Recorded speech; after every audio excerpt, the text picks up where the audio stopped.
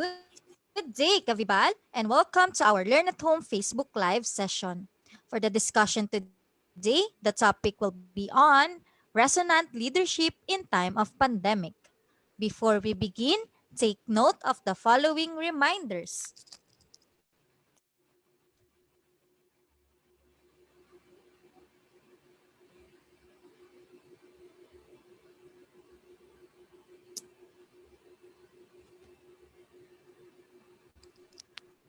Make sure you are registered to the webinar to have your e-certificate of participation. Visit certificate.vibalgroup.com to generate your proof of attendance. Place your questions in the comment box allotted during the session and they will be addressed by our speaker later on. Share the video using hashtag LearnAs1PH as our official hashtag to our Vibal webinars. Experience learning, Kavibal. And now, to proceed with our webinar this evening, it is my pleasure to introduce to you our distinguished speaker today. Mr. Arvin Lu Abaday Ones is a graduate of Bachelor of Secondary Education, major in English at Stella Maris College, Oroquieta City. He took Master of Arts in Education Management at Misamis University. He is also a fellow of Fulbright International Leaders in Education program from January 2018 to May 2018 at Kent State University, Ohio, United States of America. Currently, he is a junior high school teacher at Bunga National High School. Ladies and gentlemen, please welcome Mr. Arvin Lu Ones II.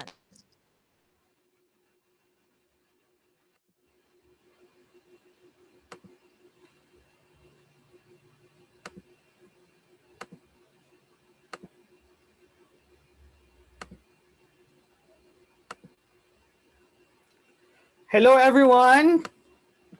I would like to share my screen for a while.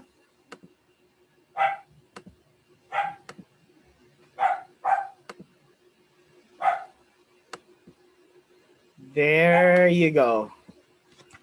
Okay, so hello po Kavibal. Once again, good evening po sa inyong lahat. Welcome po sa ating Learn at Home series. Hatid po sa atin yan ang Vibal Group, and ang Learn at Home series po natin sa FB Live ay mangyayari po every Friday night from 7 to 7:30 p.m. So we will have 30 minutes, fruitful minutes tonight. And with these 30 minutes, I hope marami po tayong matutunan.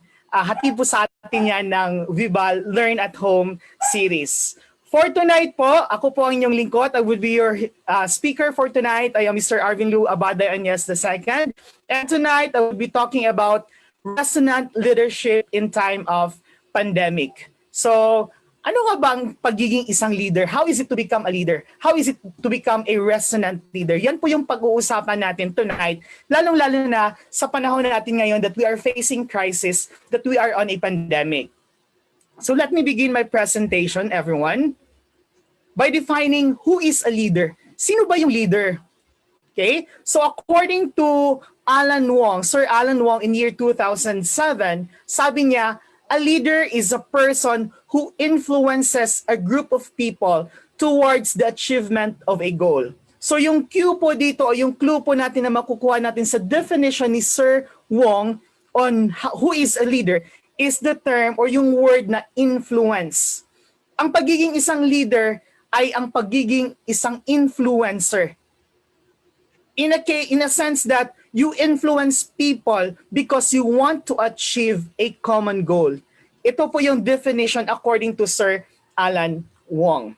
And according to him, he was able to arrive at this illustration, the 3 P's of leadership.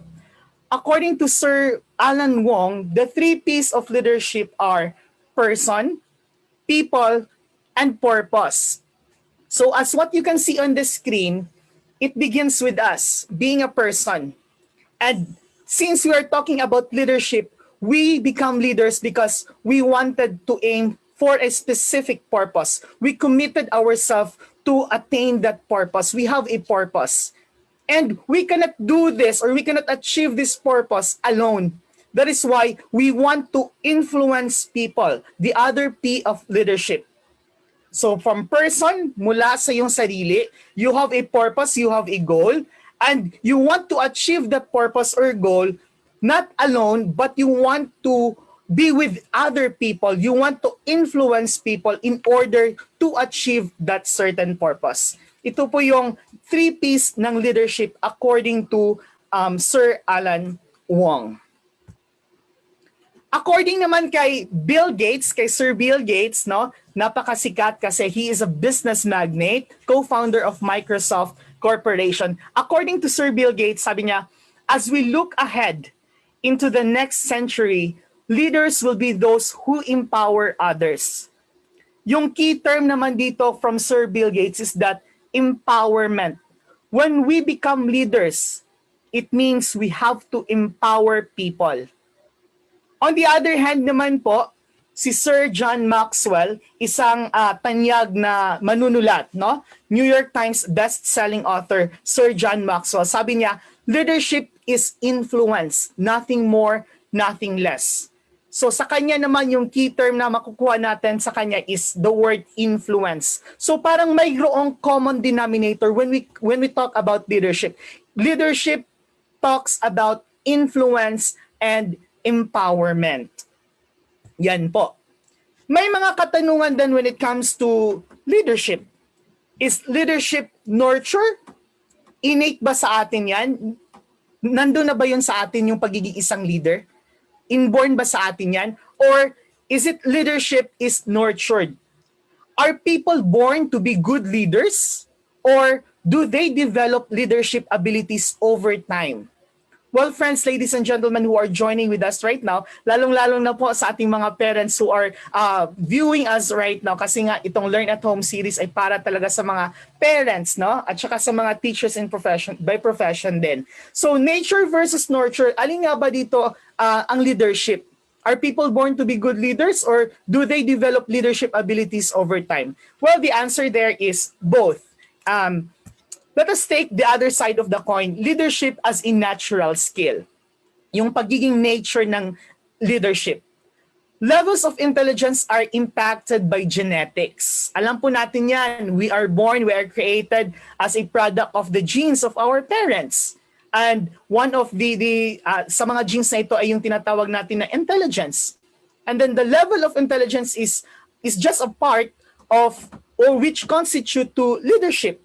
Which means, yung pagiging isang leader, kasi nga, yung level of intelligence na mamana natin through genes, it means some people are really born with stronger predisposition to take on roles in leadership. However, this only contributes a little amount of true leadership. Kasi yung pagiging isang leader naman, hindi naman lahat yun pagiging matalino o pagiging smart. Okay? When we talk about leadership, it's not only being intelligent. Marami pang mga compositions, marami pang mga attributes ng pagiging isang leader. At dyan, pumapasok yung term natin na resonant leadership. When we talk about resonant leadership, it is an idea coined by Sir Daniel Goleman. And sabi ni Sir Daniel Goleman, resonant leaders work not only on intelligence quotient or yung tinatawag natin na IQ, but also on emotional quotient o yung tinatawag natin na EQ to direct their feelings to help a group meet its goal. Kaya nga, yung sinasabi natin kanina na being a leader o yung leadership ay isang nature, no? Innate sa atin. Yes, in a sense na namamana yung intelligence. But again, it's not all about pagiging matalino ang pagiging isang leader, but it constitutes other things that we need to consider. Lalong-lalo na yung tinatawag natin na EQ o yung emotional quotient. Dito pumapasok yung idea ng pagiging isang resonant leader. Yung hindi lamang talino ang pinaiiral sa pagiging isang leader, kundi lalong-lalo na din mayroong equal na acknowledge ng emotional quotient natin at saka yung social quotient natin. That is why on the other side of the coin, we say leadership is learned. Natutunan po. Hindi po ibig sabihin na hindi ako matalino, wala na akong chance sa maging isang leader. Hindi po. Leadership is learned. Nano-nurture po natin ang pagiging isang leader. Far more elements of effective leadership are learned maraming mga aspeto ng pagiging isang magaling na leader ay natutunan natin over time. We learn critical leadership competencies throughout our life. Reflected experiences are the best teachers in life. Take note of that one. Reflected experiences are the best teachers in our life. Hence, we will become a great leader once we condition ourselves and develop ourselves to become one. Magiging isang tanyag tayo, magiging isang great leader po tayo. Maa-unleash po natin yung pagiging isang resonant leader natin if and only if we condition and we develop ourselves to be one. Kapag bibigyan po natin yung sarili natin ng chance to become a good and resonating leader. Meron tayong pa-hashtag fact dito, yung mga katotohanan, no? Ito yung mga facts when it comes to the idea of leadership. Many people understand, marami sa atin alam natin what a leader is supposed to do, no? Bilang isang tao, alam natin kung ano yung mga dapat na gagawin ng isang leader. Okay? We know that leaders, they know what the job entail. Alam natin na yung mga leaders natin, they know kung ano yung mga trabaho nila. We know that our leaders know kung ano yung dapat nilang gawin. Alam din natin that our leaders, they organize, they manage, and they execute. Yun po yung mga alam natin. Karamihan sa atin alam natin to. That what we expect from them. What we expect from a good leader. However, another hashtag fact here says that fewer people, iilan lamang ang may alam on how to lead. Marami sa atin alam natin on what to expect from a leader, but we do not know how to lead. Kaya nga sa pangyayari ngayon, no, if we want to relate this one on our society right now, ang daming mga nangungutya, ang daming mga nagkokomentaryo, especially when it comes to our government. Dahil alam natin what to expect from the leaders, but few from us know how to lead. No, hindi natin alam kung paano ba yung tinatawag natin na how when it comes to leadership. How to mobilize energy in people, how to inspire them, how to motivate our people through hope, vision, meaning, and purpose. How to be productive while maximizing people's talent, creativity, and resiliency. Sometimes tayo when we act as a leader, feeling natin kasi leader tayo, alam natin lahat without knowing na yung mga subordinates pala natin o yung mga teammates pala natin mayroon ding pwedeng ma-share sa atin. Okay? So, how to lead? We have to be productive while maximizing people's talent. We have to acknowledge na yung mga tao din natin, yung mga ka-teammate din natin, may talent sila, may creativity sila, may resiliency sila to contribute in our group. Okay? And lastly, how to build a resonant culture that calls for everyone's best. Iilan lamang po sa atin ang may alam when it comes to how to lead. Ano nga ba, no? What takes or what makes a good or a resonant leader? Okay? Ano nga ba ang mga katangian ng pagiging isang resonant leader? Friends, ladies and gentlemen, what you can see on your screen right now are the 5 traits of becoming a resonant leader based on my research from leaderonomics.com. Una, first trait is self-awareness. Pangalawa is authenticity. Pangatlo, empathy. Pang-apat, relationship management. At panglima, yung tinatawag natin na social awareness. Ito po yung 5 traits of becoming a resonant leader. Let us discuss this one. First, self-awareness. Bilang isang resonant leader, we have to have this self-awareness. It is important to know our strengths, our weaknesses. Dapat aware tayo sa sarili natin. Ika nga nila, we cannot give what we do not have. Hindi natin maibibigay kung ano yung wala sa atin. That is why we have to acknowledge first kung ano ba yung mga kakayahan ko. What are my strengths? What are my weaknesses? Especially for those parents who are watching with us right now, at home po, sa bahay po natin, we can act as a resonant leader. Hindi po ibig sabihin na magiging leader lang ako when I hold group of people. no? Kahit sa pamamahay po natin, we become resonant leaders if we allow ourselves to become one. At paano yan? First, we have to develop self-awareness. Alam po natin dapat kung ano yung mga strengths and weaknesses natin. Self-aware leaders are honest about their limitations but avoid being highly self-critical or overly optimistic. Dapat alam din natin yung mga kahinaan natin, no? At alam din natin yung mga strengths natin, but not to the point na magiging overconfident tayo o kaya not to the point na magiging self-critical tayo.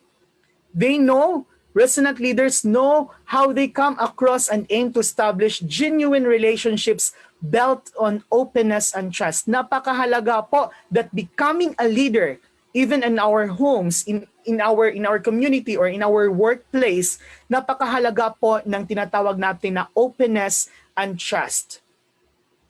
Next, authenticity. Another trait to become a resonant leader is yung tinatawag natin na authenticity. Dapat authentic tayo. People connect with leaders who show their human side, no? Mga members, mga teammates, nagiging at ease sila sa pakikipaghalubilo sa kanilang leaders if they know that their leaders are authentic. Okay? Yung mga leaders na nagsushow ng kanilang human side and aren't afraid of showing that they have weaknesses as well as their strengths. Yung mga members ng isang community, no, mas magiging kampante sila when they know that their leaders are very authentic. Yung mga leaders na alam nila na may mga strengths, may mga weaknesses kasi alam nila kung saan sila pupuno. Okay?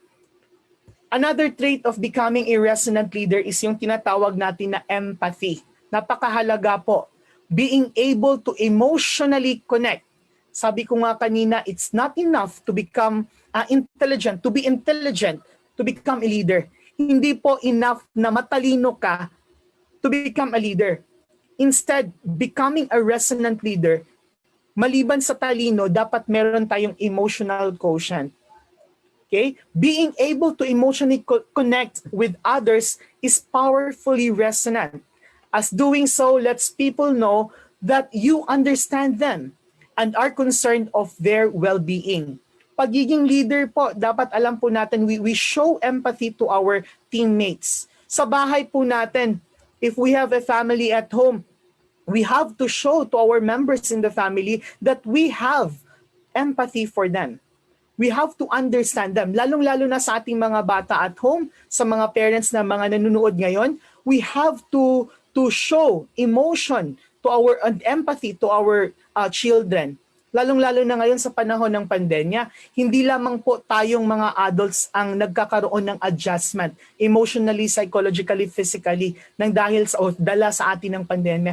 Even our children, dinadanas din nila yan. That is why we have to be emotionally connected with them. Next, relationship management. Isa sa mga traits ng pagiging isang resonant leader ay ang pagkakaroon ng relationship management. This is where we provide a positive influence on others. Diba, sabi kanina, when we talk about leadership, we have to influence. We have to provide positive influence sa ating teammates or to other people. Help them develop, effectively manage conflict and change.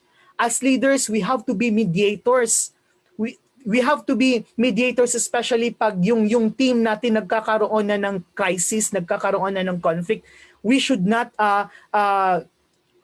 contribute to the conflict. Instead, as leaders, we have to mediate and then meet both ends and then solve the problem effectively.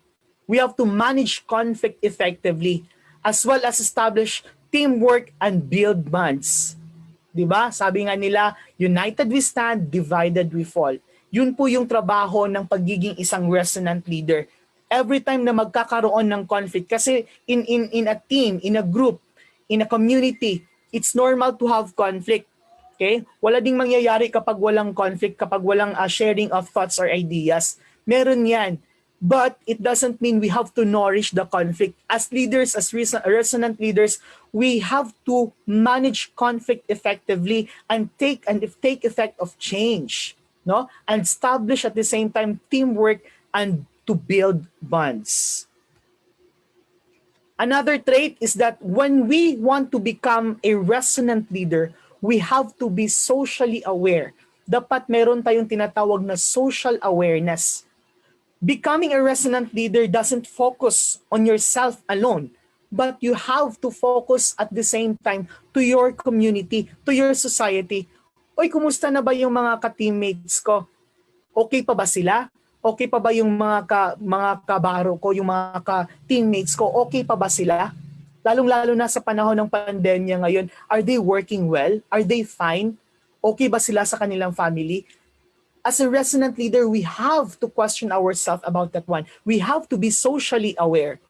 By establishing healthy relationships with others, resonant leaders are aware of how their team is functioning and are able to meet the needs of their teammates. Kasi nagkakaroon ng ripple effect eh. Halimbawa, mayroon kang teammates, 10 na mga teammates, tapos 5 sa teammates mo may problema at home, dala ng pandemya. And if you are not aware of that one, definitely maaapektuhan yung workforce mo. Kasi nga, naapektado yung 5 na teammates mo. But if you are a resonant leader and you are socially aware, ay, may problema yung 5 members ko. So I have to address this one. I have to work well with this one, with these people. I have to help these people para pag manumbalik na yung 5 tao mo, magiging productive ulit kayo sa team ninyo. Now, what you can see on the slide, friends, ladies, and gentlemen, are the myths and truths of resonant leadership. There are few myths about leadership which are widely held to be true. Napakasakla po. May mga haka-haka when it comes to leadership na pinaniniwalaan ng iba o ng karamihan. Few myths about leadership are widely held to be true. Okay, I would be presenting you 3 myths and truths. Una, or myth number 1, smart is good enough. Haka-haka po na kung gusto mong maging isang leader o yung qualification ng isang good leader is smart lang. No? Hindi po. Dahil ang katotohanan po, intellect and technical knowledge are only baseline and do not differentiate great leaders. Given na po, kapag leader ka, then you have to be intelligent. You have to have the knowledge when you want to become a leader. Baseline po yan. Kumbaga, ito po yung minimum requirement. Okay? Baseline po ang intellect and technical knowledge ng pagiging isang leader. At dahil baseline lang yan, it doesn't differentiate great leaders. If you want to become a great leader, maliban sa talino, maliban sa intelligence mo, you have to invest on emotional and social intelligence at the same time. And that would make you a different leader among others. Muli, it's a myth when we say smart is enough. Hindi po enough ang pagiging smart. We have to dwell also on emotional and social intelligence to become a resonant leader. Myth number 2, your mood does not matter. No? Hindi nagmamatter yung mood ko. Papasok ako sa trabaho o kaya sa family ko, oy, mood ko ngayon is happy ako, no? Maya-maya, oy, nagiging nagiba na yung timpla, no? Myth number 2, your mood does not matter. Katotohanan, the truth. Emotions are contagious, no? Contagious po yung emotion natin. And a leader can create a resonance and a climate that supports success or can spread emotions that create dissonance. Becoming a leader, becoming a resonant leader, you influence people. Kaya pagpasok mo sa trabaho, you have to leave yung mga negative energy o negative vibe kung saan ka man galing yan. When you enter your workplace, you have to present a healthy mood so that you influence also your teammates. No? Kasi sabi nga nila, as a leader, you are an influencer eh. Yung emotion mo, kapag nagsusungit ka sa araw na yan, definitely yung ka-teammates mo, yung ka-workmates mo, apektado din yan. Kasi nga, emotions are contagious. Okay? So if we want to work to have a healthy and productive team, then become a leader, becoming a leader na dapat pagpasok mo sa trabaho, you are presenting also to them or showing to them positive vibes. Okay? As a leader, we can make or we can break. Yun po. Emotions matter. Third myth, great leaders thrive on constant pressure. No? Sa pagkakaalam natin, yung mga great leaders natin, nabubuhay sila sa pressure. No? Isa po itong haka-haka. Hindi po sila nabubuhay sa pressure lamang. No? Kundi, they live with sacrifice and power stress. Tama po, nape-pressure po ang mga leaders. No? Even at home, nape-pressure tayo. Parents at home, nape-pressure yan. Lalong-lalo na kapag may problema na hinaharap sa bahay. Okay? But we do not thrive on pressure alone. Instead, we thrive on sacrifice and power stress. Ano ba yung tinatawag natin na power stress? Ito po yung self-control, no? Pagkakaroon ng self-control over doon sa crisis or over doon sa mga responsibilities natin. Sacrifice and power stress are inherent in the leader's role. Hindi po pwedeng alisin sa atin yan. If we want to become a resonant leader, kakambal na natin yan si sacrifice at saka si power stress. The best leaders manage the pressure through adopting practices of renewal. Yun po. So the question here is, do we want to become a resonant leader or we want dissonance? It's your choice po. Choice po natin yan. Let me bring you to the next slide. Leadership begins at home. Napaka-impactful po ng statement na to. Leadership begins at home. Parents are the earliest and most influential influences on a child. Alam po natin yan. Walang ibang mayroong bigger influence sa mga bata natin at home kundi yung parents mismo o yung guardians mismo. Their examples profoundly affect the kind of leaders they become. Leadership training takes time, no? It will really take time. Thinking about quantity, not just quality. The guidance in every facet of a child's life from early on. Leadership needs to be modeled by the parents. I want to emphasize that one, that leadership begins at home and that parents should model how is it to become a leader sa bahay pa lamang po. Hindi po lahat pinapaubaya natin sa paaralan, lalong-lalo na ngayon in time of crisis, in time of pandemic, yung mga bata natin nasa bahay. As parents at home, we have to model to our children how is it to become a good leader. Okay? That is why parents who are joining with us right now in this Learn at Home series, hatid po sa atin ng Vibal, I would like to introduce to you again Vibal's Learn at Home, no? The new now of learning experience. Parents, I am inviting you who are joining with us right now at home. I am inviting you. Let us unleash, let us develop the leaders in us to become a resonant leaders at home.